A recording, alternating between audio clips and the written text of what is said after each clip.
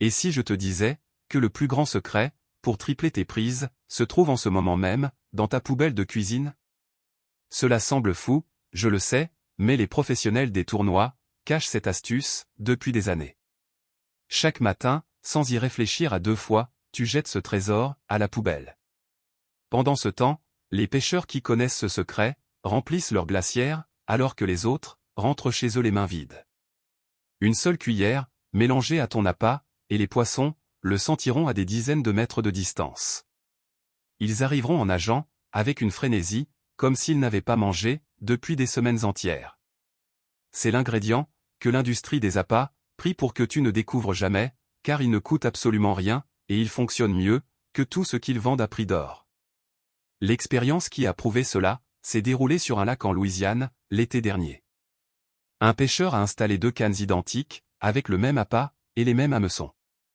Sur le premier appât, il a mélangé une cuillère de cette poudre sombre, provenant de sa cuisine. Sur l'autre appât, il a utilisé une pâte ordinaire, exactement comme tout le monde le fait. En moins de 5 minutes, les résultats étaient déjà totalement incroyables. L'appât classique restait là, sans aucune touche, comme s'il était devenu invisible, pour chaque poisson du lac. Mais l'appât avec la poudre a été attaqué 3 fois de suite, en un temps record. Le pêcheur a noté dans son carnet qu'il n'avait jamais rien vu de tel en 30 ans de carrière. À la fin de la première heure, la canne avec la poudre avait déjà sorti 7 poissons.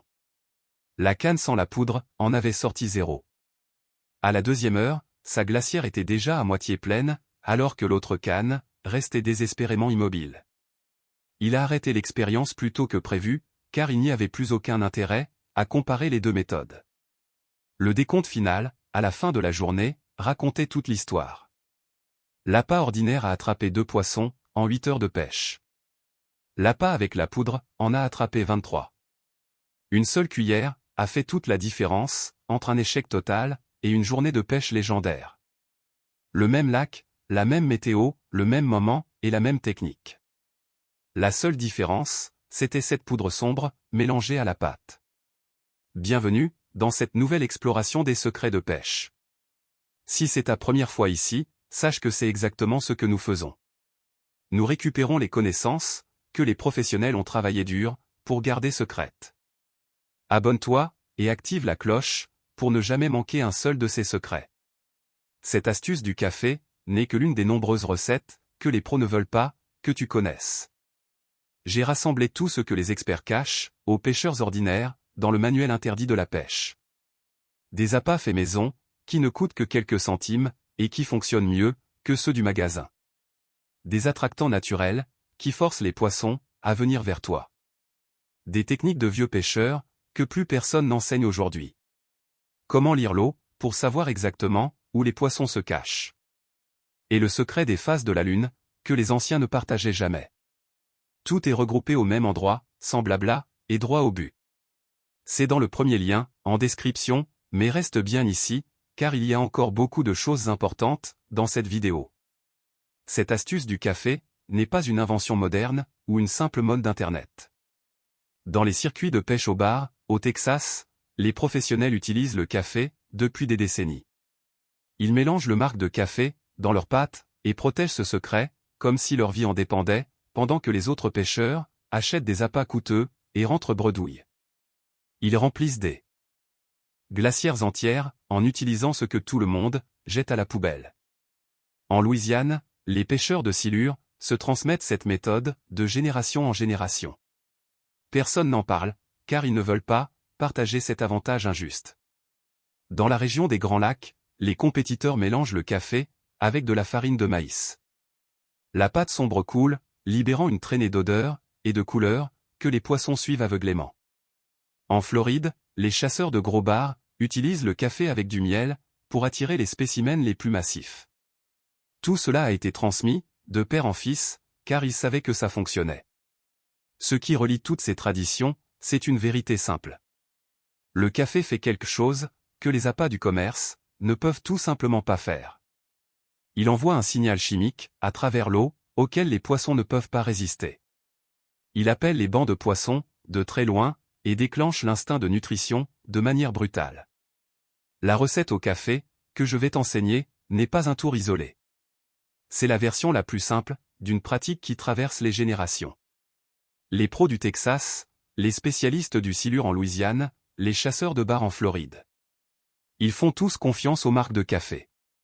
Et maintenant, avec le marque que tu allais jeter, tu peux le faire toi aussi. Direction la cuisine, car c'est là que la magie commence. Prends le marque de café utilisé, de ta cafetière de ce matin. Cela peut provenir d'une machine à filtre, d'une presse française, ou même d'une capsule. L'important, c'est que ce soit du vrai café, et non du café instantané.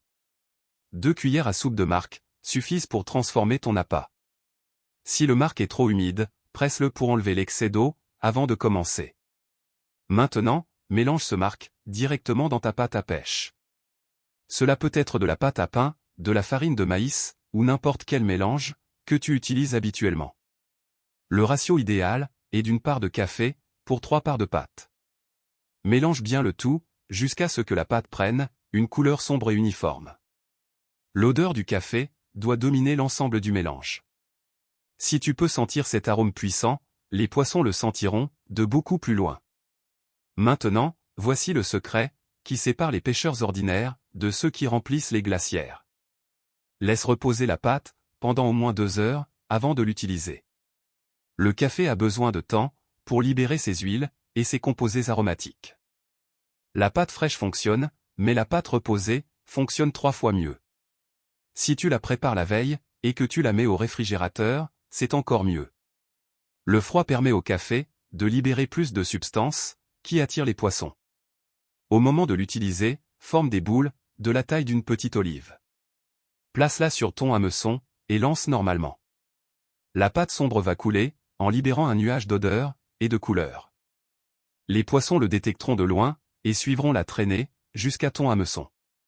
Le processus est simple, rapide et ne coûte absolument rien.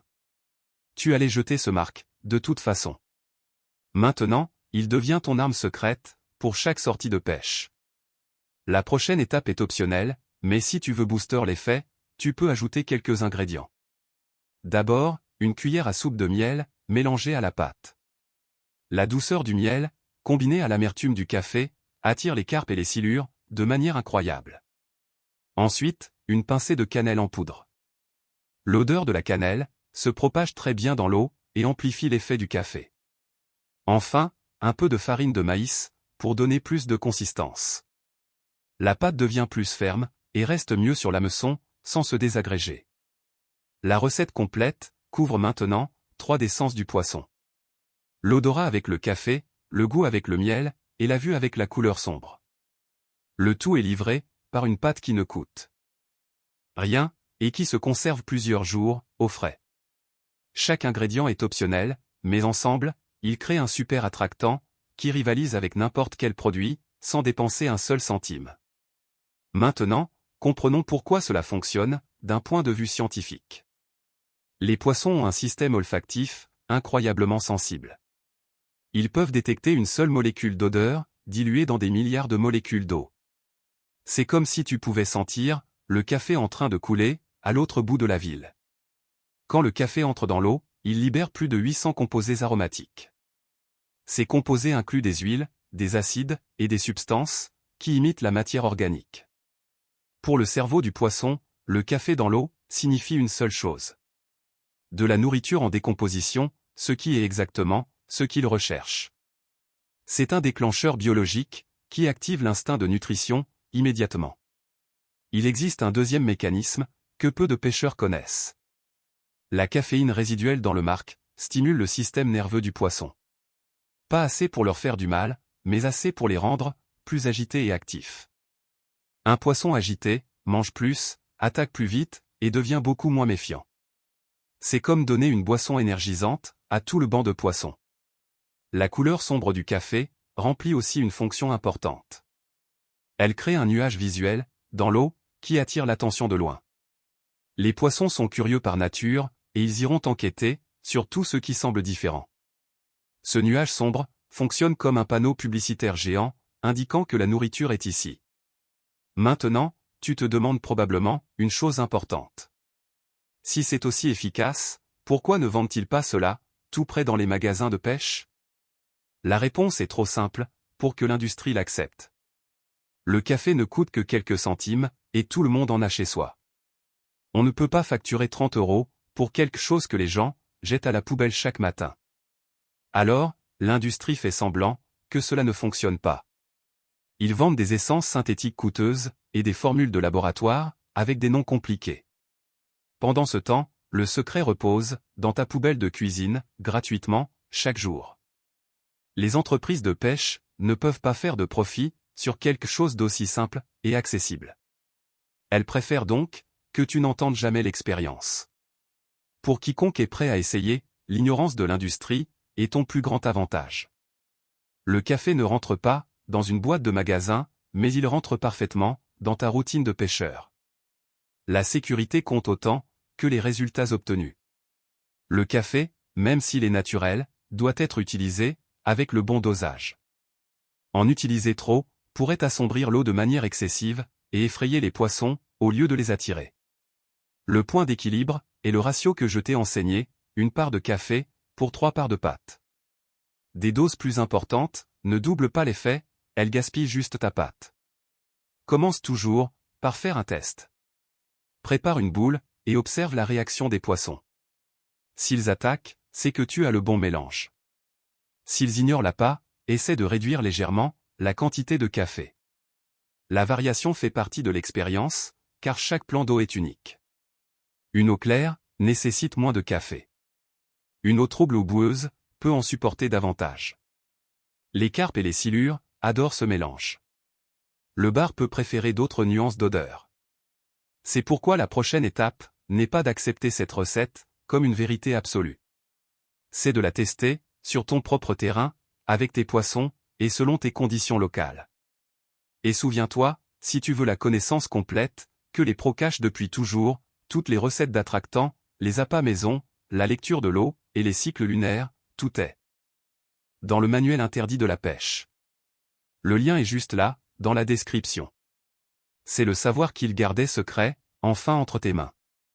Aujourd'hui, les ventes d'appâts artificiels dépassent les milliards d'euros chaque année dans le monde. Pendant ce temps, des solutions maison, comme celle-ci, transforment des sorties de pêche gratuitement.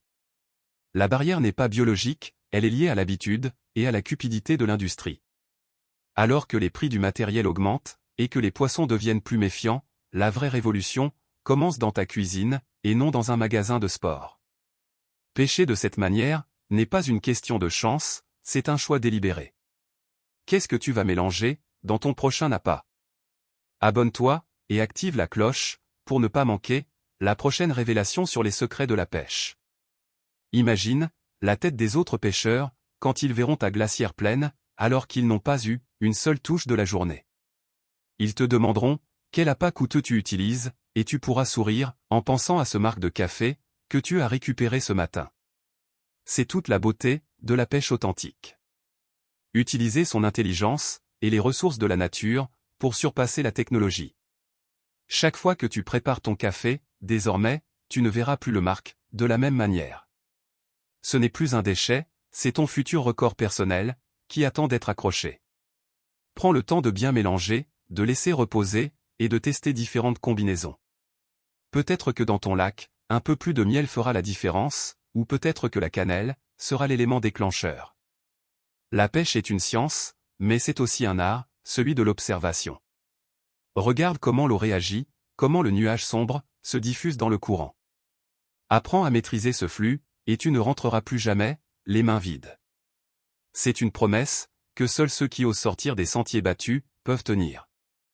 Alors, prépare ton matériel, récupère ton marc de café, et prépare-toi pour la meilleure session de ta vie. Le lac t'attend, et les poissons sont déjà là, attendant ce signal chimique que tu es le seul à savoir envoyer. Ne laisse pas cette opportunité s'échapper avec les ordures de demain. Transforme ton café en succès dès aujourd'hui. On se retrouve au bord de l'eau pour voir les résultats de tes propres yeux. Bonne pêche à tous, et n'oubliez pas, le secret est dans la cuisine.